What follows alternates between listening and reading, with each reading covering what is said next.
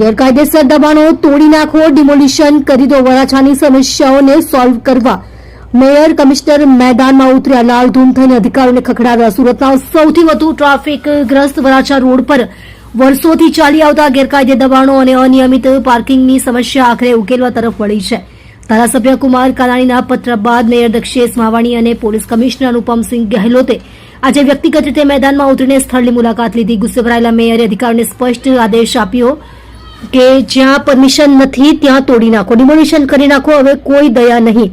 Varachha road પરની ગંભીર પરિસ્થિતિને પહોંચી વળવા માટે મહાનગરપાલિકા અને પોલીસ હવે સંયુક્ત એક્શન મોડ શરૂ કરી દીધું છે. ગેરકાયદે દબાણો દેખાય ત્યાં રાહ જોયા વગર કાર્યવાહી શરૂ કરી દો.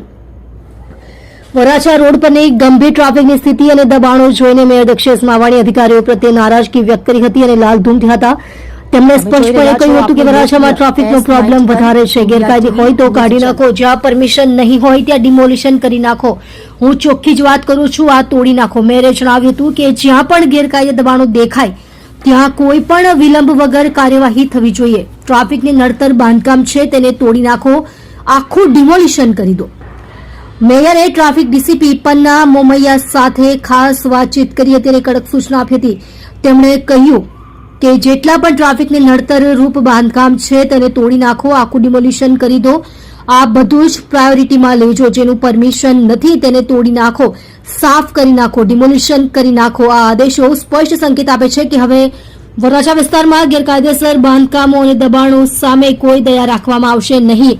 મેયરે વરાછા વિસ્તારની ટ્રાફિક સમસ્યાનું નિરૂપણ કરતા જણાવ્યું હતું કે આ વિસ્તારમાં ટ્રાફિકની સમસ્યાઓ સૌથી વધારે છે. ગેરકાયદેસર દબાણો અને રસ્તા પરના પાર્કિંગને કારણે આ વિસ્તારમાં જાણે માત્ર એક જ લાઇન ચાલતી હોય તેવો માહોલ સર્જાય છે. ટુ વ્હીલર વાહનો પણ રસ્તા પર પાર્ક થવાથી અવરજવર ખોરવાય છે અને આ પરિસ્થિતિને કારણે લોકોને ભારે હાલાકીનો સામનો કરવો પડે છે. બ્રિજ નીચેનું જે દબાણ હતું અને મહાનગરપાલિકા અને આજે કમિશનરશીપ પણ આજે વિઝિટ પર આવ્યા છે અને હું પણ સાથ પુરાવ્યો છે.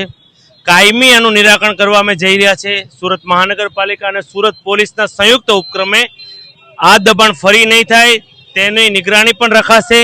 આવનાર સમયમાં કોઈ ન્યુસન્સગીરી બ્રિજ નીચે નહીં કરે તે માટે આજે વિઝિટ કરી છે.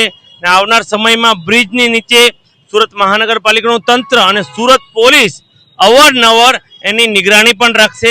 એટલે આપણે દબાણ બ્રિજ નીચેનું કાયમી દબાણ આપણે અત્યારે કાયમ માટે આ દબાણ ન થાય તેની કાળજીના ભાગરૂપે આજે મેં કમિશનરે વિઝિટ કરી છે અને તમામ રોડ પર આજે સાથે ચાલીને અને જ્યાં જ્યાં ઇન્સ્ટ્રક્શન આપવાની હતી ત્યાં અમે આપી છે.